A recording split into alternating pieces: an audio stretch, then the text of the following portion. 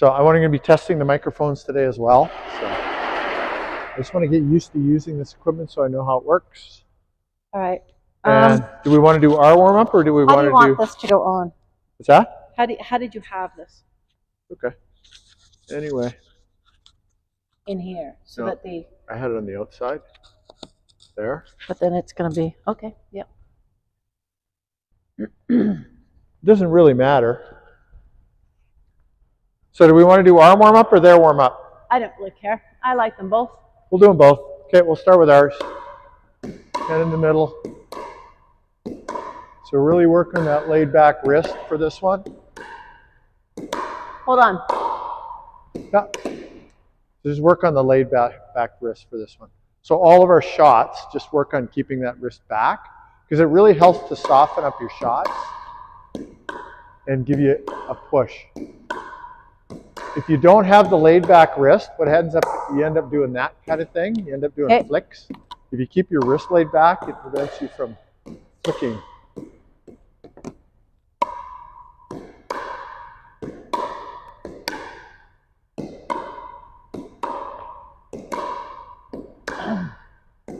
Good. Okay, let's do the outside now. Same thing. Laid back wrist.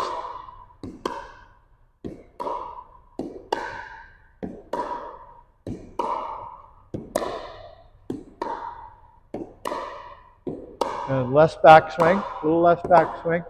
Sorry? Less backswing. Less what? Less backswing.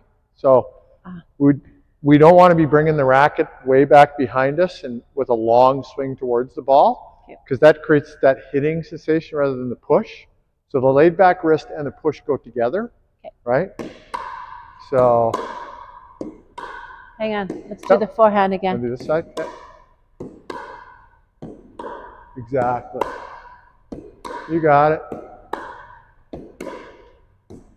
Oh.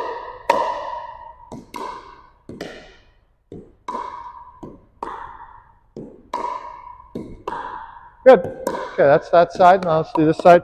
Same thing. Laid back wrist, push. There's not much of a backswing in a backhand though, right? Sorry? I mean, I guess you can go like this, but in a dinking, there's not a lot of back. Exactly. It's more. It's a push, not a hit. So you want to avoid the backswing. I mean, you can't even. I mean, if you have a lot of backswing, you're just going to hit yourself. Yeah. So it's easier. It's easier. Yep, you're right. Whoops.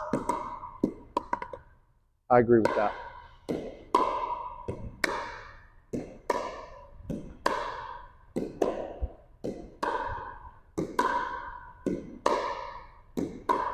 And don't feel that your paddle has to be perpendicular to the ground. Your paddle head can drop. The most important thing here is just the laid back wrist and the push, right? It doesn't have to be perpendicular to the ground. It can be, you can dink on the side, on the backhand side or the forehand side like this. That's fine. How is that a laid back wrist? Sorry, you went like this. How's this? How's this a back? Okay, so this is still a laid back wrist, even though my paddle head is down. Sure. Sorry, you just did this. Yeah, no, you're right, because I was trying to indicate the paddle head down. Okay. So, but your laid back wrist is still laid back, even if your contact point is here, or your paddle head is down, your wrist is still laid back, right? Oh, sorry. Okay. I feel like I'm hitting the ball really fast. Is that because it's an inside ball? Yeah, it's a lighter ball than we've been working with for the last 6 weeks. I was hitting it hard last night, yesterday too. Yeah. Oops, sorry. Try that again.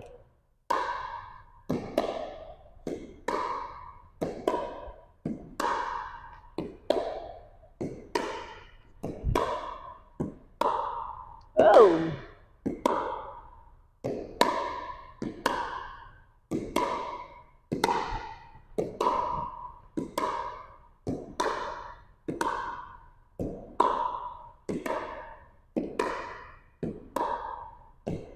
There we go. Good. Nice and low. Okay, diagonals. I'll do forehand, you do backhand. Oops.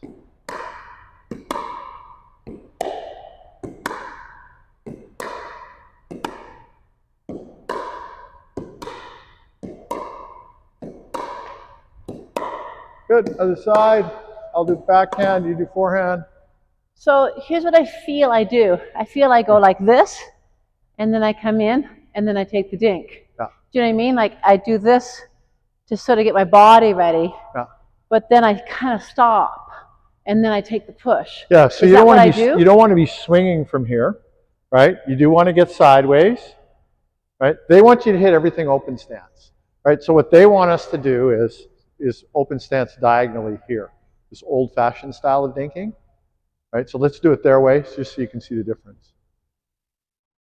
So they want an open stance, open to the ball, right? The ball's coming at this angle, open to the ball. So we're just doing, remember what we were doing to start between the V? That's essentially what they're doing here. This is what they teach. It's old-fashioned, but this is what they teach. All right, we need to talk about that, because that's not the way I understood it at all. And that's not the way that it was drilled when I was there. So the people that were drilling me didn't do that. Okay, so show me what your perception of what they were saying. So in the whatever, dinking over the table, over the net, it was like, okay, like, so we throw the ball to each other, we grab it, we throw the ball. It doesn't matter where it is, you still got this, you've got this. Open stance. So even if I'm dinking that way, I keep my open stance. So he's got, regardless of where you're grabbing the ball, this was always to the net. Facing the net. Catherine Parenteau style. No matter where the ball was coming from, you would go, and it would always be like this. And if you ever went like this, then no, this. Okay, I would call that old-fashioned, but if that's what they want, that's the way we do it. So. I'm not doing that for a year for a test. No. But you still need to understand the distinction. I understand it, but that's something I want to clarify with Ilse then, is what are they asking us to do? Ilse thought that drill was awesome. Sean did the drill, and Ilse watched, and she came over and she said, I love that. I've never seen that before. That's awesome. And he kept saying, do not twist your hips. Right here. And it was just a ball toss. And he was very insistent on this facing this. And she loved it. Okay. Well, if that's what they want, that's what we do. Well, that's not exactly what we want to do unless we're being tested. If you're going to be tested in the next little while, I agree. See, if you're going to Vancouver in the next little while, then that's great. Let's do it. But if it's a whole year away, we're not going to do that, are we? Well, I'm going to work on everything. I need to model. I need to look like them. I need to appear like them. For a whole year, you're going to do that? No, it's something I need to work on and be conscious of and practice for a year. It's not like I'm going to work on it every day for a year, right? I need to understand their way of doing it, right? I cannot imagine dinking cross court on an angle while staying perpendicular to parallel to the net here, open to the net here. You need to be open to the ball. So, anyway, I'll clarify that. I mean, this was definitely this. And, you know, if I ever turned or whatever, you go, oh, Angela, don't do that. Come on, keep it open, facing the net, regardless of where the ball was. Okay. I was his demo. So.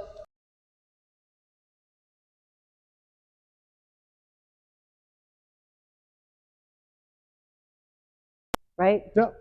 Okay. All right, so we're doing diagonal the other way now, backhand to backhand. There we go.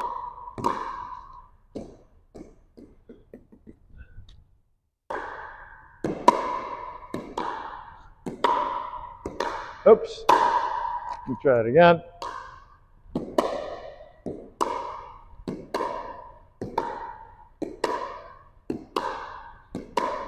So you're cheating over. I guess I am too. Yes, you are. Sorry. We're actually exactly the same. Yeah. Okay, let's do it again. Oh.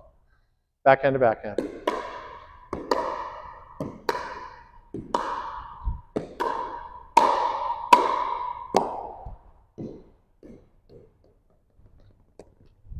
So in this, as long as I'm keeping one foot over here, I can move. Yep. But I can come back, right? Yep, exactly.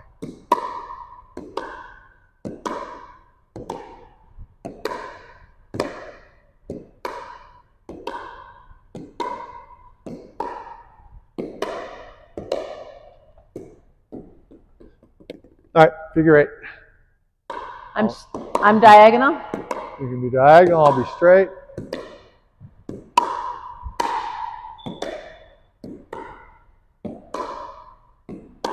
Clock.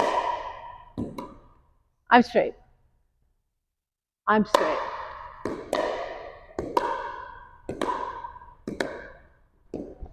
Oops.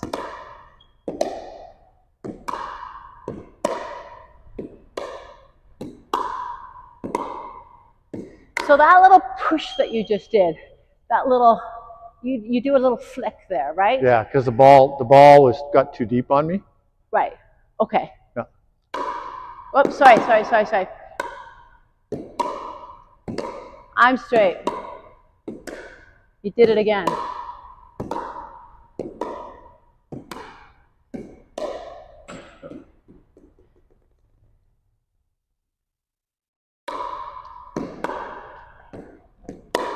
Sometimes the ball hops funny at the last second and it skips inside on me. Yeah. Right? So then I need to adjust at the last second.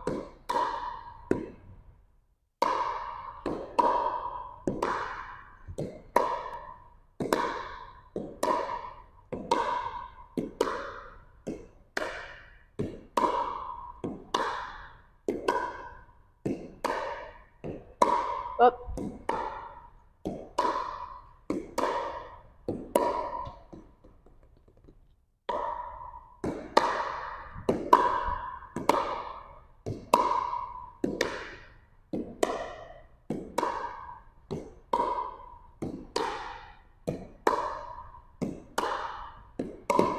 I think you do it. You do it every time you do your forehand. Right? Yeah. You can look at the tape of it. Let's do it the other way where I'm doing You the do straight. a little something like this every time, no matter where I put it. What? I'm diagonal? I'll do the straights, you do the diagonals. Yep.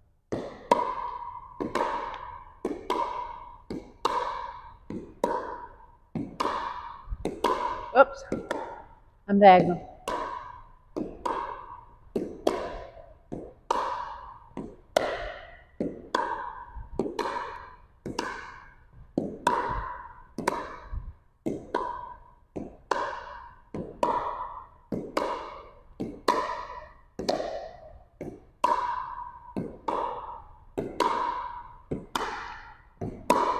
Ha! We went back to the original. Yeah. All right, diagonals.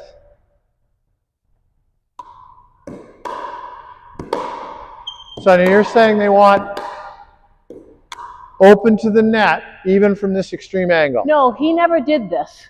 Uh-huh. He only did straight on. So I don't know if it would change, but I have a feeling it is the same, but.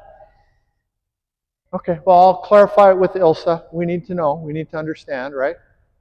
My big struggle is understanding their rules. So I'm going to spend as much time as I need to just clarifying the rules so I understand exactly what they're looking for. Right, but we're going to call it the CP rule.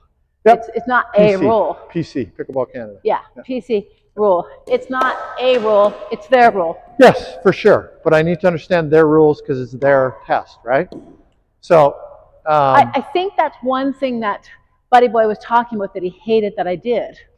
That I had a funny leg out when I should have been straight to the net, right? With those particular things. I think that's where he was picking on me. Yeah, and I'll show you on video, you definitely do that, but it's between setups. So it should be irrelevant, right? So not every athlete is the same. Some athletes are very, very focused and they're very positional and they're in the same position all the time and they're very disciplined in their positioning. But those tend to be professional, elite level athletes. Yes. We're recreational level players, intermediate level players, working with intermediate level players. We can't hold those players to the same standard. And you should never, like in your case, that fidgetiness might be related to your dyslexia, right? So I'm not going to draw attention to that and make you feel bad about that. We're not training for national championships. I'm not training you for a gold medal match against Brad Chapman, right? So why would I want to draw attention to something that reduces your self-confidence? So what does it look like? What do I do? So if you're dinking on this side, right, and your partner's moving out to take a shot, you will literally turn, put your left leg in, and then when the ball is being received and projected back, before contact, you move your leg back. So I kind of go like this and then back. You're fidgety. Michael used to describe it as too much movement. There's a lot of movement there, there's no question. But is it unusual? No. At the recreational level, you often see a lot of inefficient movement. Mm-hmm. And that's okay, right? People need to get there in steps and degrees and gradations, right? What I used to do with Michael is this. Yeah, I can see that. And there's still some of that still in your game, but it's calmed down a lot. Right. And you're on a pathway where eventually you're going to get to a point where you're going to be quieter and stiller. Yeah. You can't get there overnight. It's in a year you've come a long way. So I'm not worried about it. Let's go back to this. So let's try dinking and staying open to the net, not the ball. Okay. Catherine Parento style. Okay?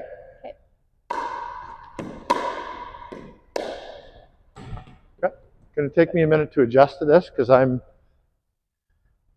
all of my training in squash and tennis and badminton is to be open to the projectile. So.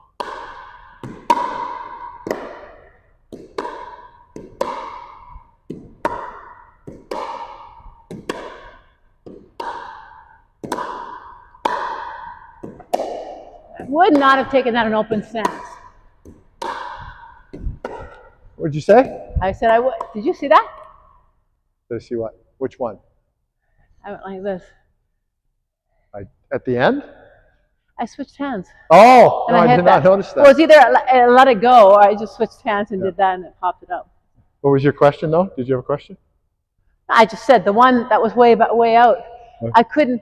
I had to go over and I had to go like this to get it. Yeah. There would be no way if I went like this, I would bang into the wall. Well, and this is my issue with the having to stay open stance, right? So if a ball's diagonal and really close to the net, I have to step in and either close off or go neutral. I feel like he said that. I feel like he said there will be times that you absolutely cannot, but blah, blah, blah, blah, blah. Yeah. But I think he definitely acknowledged that there will be times that you couldn't. Okay. But that makes more sense than you have to be open. And the trouble with teaching beginners and low-level intermediate players that you have to stay open is they're going to try to stay. They don't take it as a guideline. They take it as a hard and fast rule that can never be broken. And do you know what it was? It was a wide dink that he was demonstrating.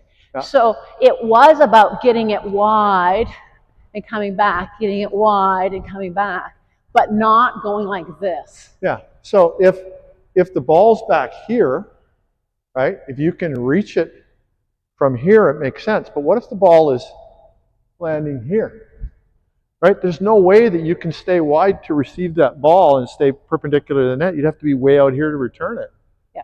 Which puts you positionally out of the game, right? So you're way better off to come in here and hit the shot. Yeah, I think Mark talked about that, but when it's back here, I think that's when they wanted you here. Yeah. Okay. I can even ask Sean because I'm sure he got feedback from that drill, but she loved it. Yeah. She loved it, and because I was his demo, he kept correcting me every time I'd go, to get it like this or whatever. He'd go, "Oh, hang on, straight to the net," or if I was to go like this, "Nope, straight to the net." Okay. Right? Either hip going forward, he would go, "Come on now, straight, straight, straight, open up, open up." Yeah. So. Well, and you give up reach doing that, but okay. There's trade-offs to everything, and I think you give up reach when you do that. You also give up the ability to give your opponent variety, right? So if a ball's coming through this zone here, and I have to stay open to the net, and I can only move laterally to get it, I can't close off, right? I can't close off that direction. That means I can't take the ball early. I can't take it on the rise. I can't reverse direction. It's harder for me to change pace. If my opponent knows that I'm going to be coming out here all of the time, I understand. Pretty easy rhythm for them to get I understand it was stupid, but I just thought they were just drilling it, and then it became a thing that's it. Okay. All right. So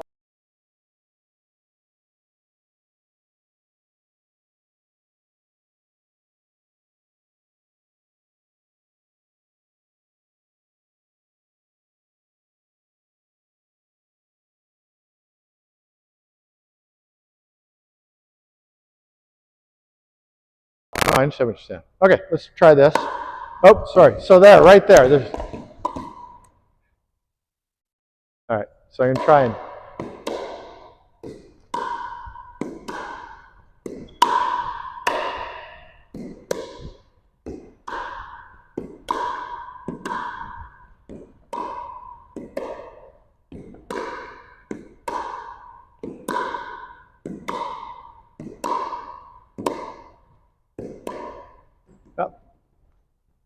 I do a funny little dink that looks like this. We're warm.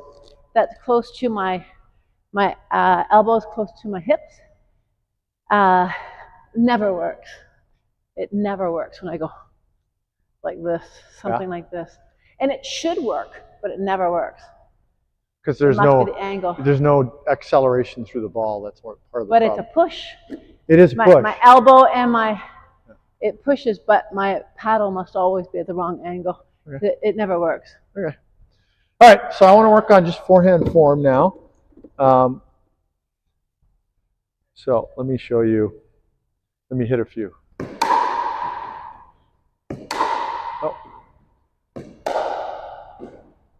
Clearly, I got to warm this up. All right, so I'm using their continental grip. Ha! And watch my left hand, right? So the left hand comes up. The left hand, so you need to be around this side of me so you can see me. So the left hand comes up. There's the other thing, right? I'm here because I'm dyslexic. Yep. I'm here because I can see it better here than here. Can you be here? I know that you want your people to be here, but that's why I'm always doing that. But they don't consider that. I know. Right? So I know when I watch video of our group, I know who the people are who learn best behind me, and I know who the people are who learn best in front of me. Yes. Most people would rather be behind me. Yes. But their requirement is that everybody be out front of you. Absolutely, so they can hear you. It's a hard habit. But then I would do this to try to figure out what you're doing, right? Yeah. So you need to be back here, so you be back here. Don't worry about the rules. It's okay. You might be doing the test again. All right, so the left hand shows you where your contact point is. Right, so my contact point is going to be here, right? So as I swing, though, I want my shoulders to move together. I don't want to be doing this, right, and having my shoulders scrunched together. Yep. I want to be moving it around behind me. So push the baby behind you, right? So we're going to work on that. We'll just hit a basket of balls. Oops, sorry. Jesus Christ. Fuck off. Some days it just doesn't happen. It will happen.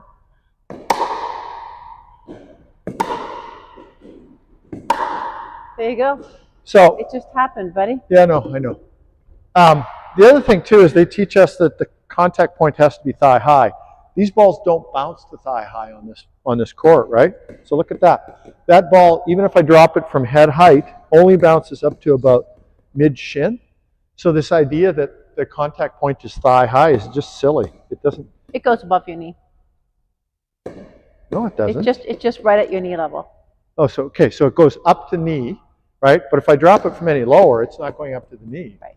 But you wouldn't want to drop it that low, right? You would never drop it that low. No, but in order I can,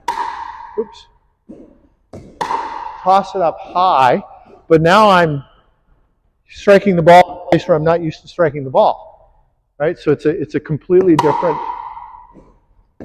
So there's dropping it low. That's where I normally hit it in here because the ball's so low. I have no trouble with my forehand at that height. But now when I have to toss it up here, now I'm striking the ball in an unfamiliar place. So it's hard for me to control the height. It's hard for me to control the... So as an anal massage therapist, your thigh goes from here to here. From the below the knee? Sure does. Yeah. Catches right there. As a massage therapist, to here. That might be your understanding of it? No, it's not my understanding. It is anatomically correct. Okay. The thigh goes from here to here. It is anatomically correct, and you as a massage therapist would know that. Yeah. But if I tell a student thigh high, they're thinking and they're right hitting here. Below the knee, they're hitting right. Exactly. They're thinking right here, which is not the thigh is any. So muscularly, just to the viewers, from here to here is a thigh. Yeah. Right. And the ball in here, unless you toss it way up here, doesn't bounce thigh high. The ball in here bounces knee high or lower, right? So to make it bounce in here, I need to throw it way up. Which fucked you up. Yeah, it's a contact point that I'm not accustomed to, right? So then we get to Red Deer, where they're using these, the Franklin balls, which bounce higher. And then you've got guys like Sanj and Brad hitting with topspin that causes the ball to kick up even higher. Yeah. And suddenly my contact point is waist height when I'm used to hitting at knee height. That's a huge difference, right? So what you're doing right now is just above the knee. Yeah. So above the knee is thigh height. I don't believe that that's above the knee. Well, do you want me to put a camera I on you? should put the camera down here real low. I'll do that tomorrow. I won't do it today. Okay. Because we're all mic'd up and stuff. Okay, do it. But yeah, if it's down here. You're right above the knee. Okay. So just above knee height. So then I would tell my students knee height, not thigh height, because they think thigh height. Or above the knee. Yeah. Anyway. So see, you're definitely, you're right above the knee. At this height, I have no trouble with the forehand. Then I would. But as soon as I try and make it up higher, it's more difficult for me. Anyway, you go ahead and hit some balls now. Work on yours. And we'll just hit balls back and forth, working on our forehand form. So I really want you to work on using this hand as your marker, your depth marker. Yep. So you're going to be making contact approximately under that hand, and then pushing the baby behind you. So you make the shoulders work together. Yep. Okay, so just work on that. I'll hit balls back towards you.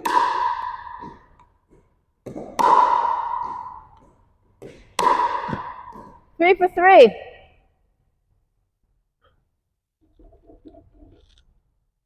No hooray? Oh, no hooray! On my 3 for 3? Come on. I was thinking. I was not processing. Oh, I got to close the door. Hey, it's your job to process me and me only. You only. Okay.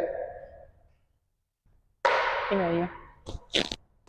Awesome. Oh, oops. Oh, you call yourself a coach? You just threw away 3 balls? I know. Fuck. Well, look at how many balls are on the court now. Not going to work.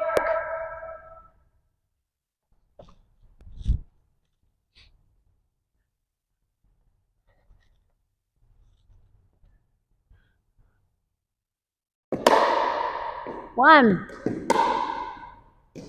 2. Oops. Almost 3.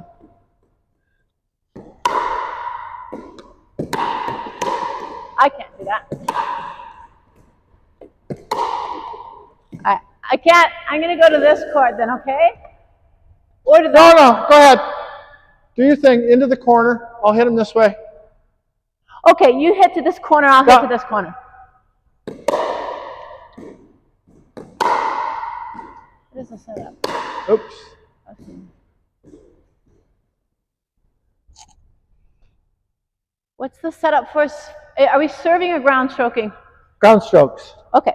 So sideways. Sideways. Racket back before the bounce. Sideways. Back of the what? Racket back before the bounce. Yeah. Sideways. Yeah. So with your toss, you want to have your racket prepped before you even toss. Yeah. Yep. Oops, sorry. Okay.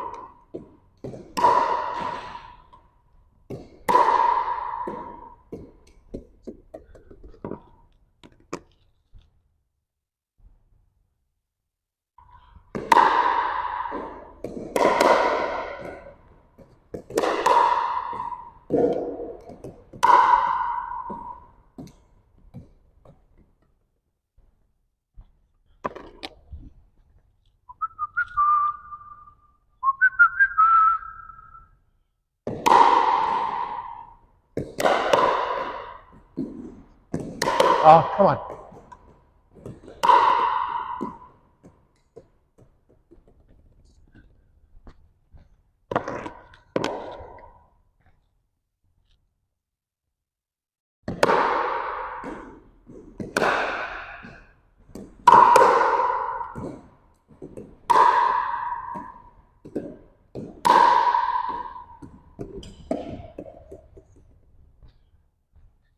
I guess the forehand grip that I'm using is kind of a modification of their Eastern forehand.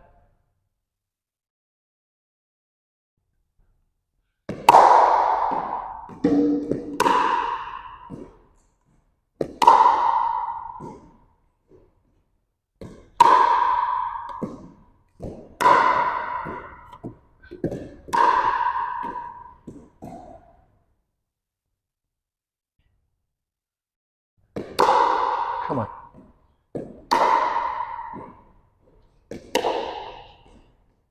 So I wonder if I get that little skip from you. What? You do this before you hit.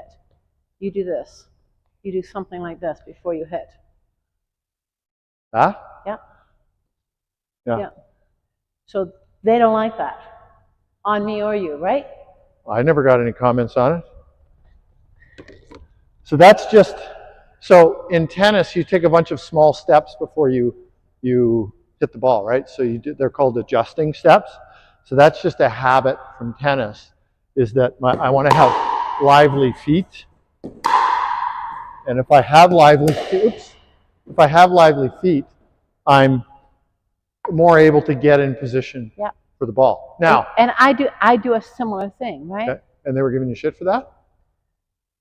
Oh, I don't know. Or they were commenting negatively?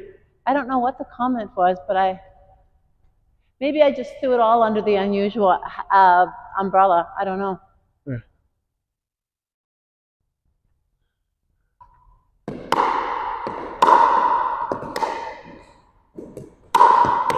Oops.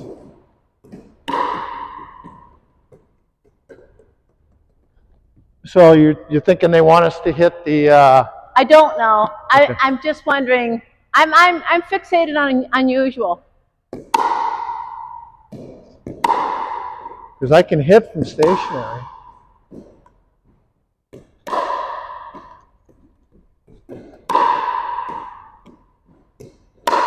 Yeah. So there you're a little bit closed off. So there you were closed off. Instead of your feet being side by side, you had one foot a little further back. Okay. And I prefer to hit from a little closed or a little open rather than full neutral as well. But if they're looking, if they care, that's going to be an issue for them.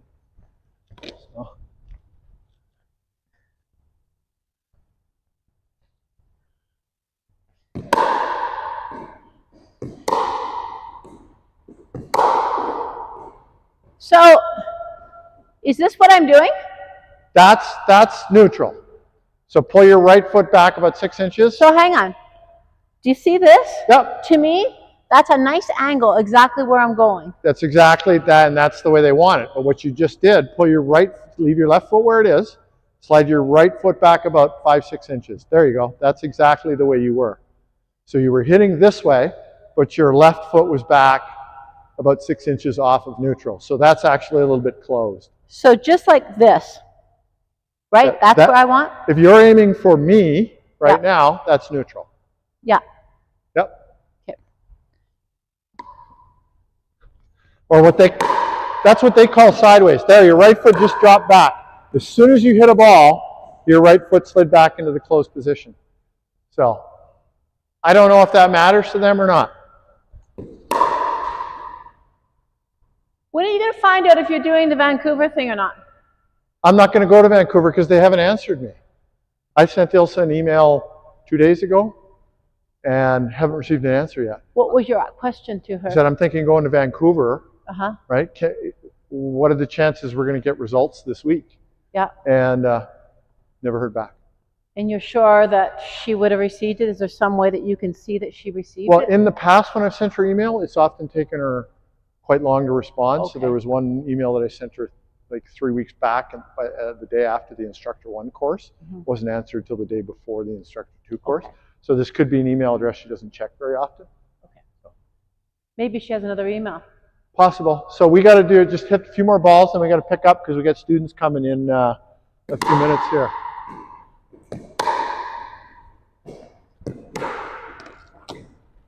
Yeah, as soon as I try and get that contact point up, it totally screws up my forehand here.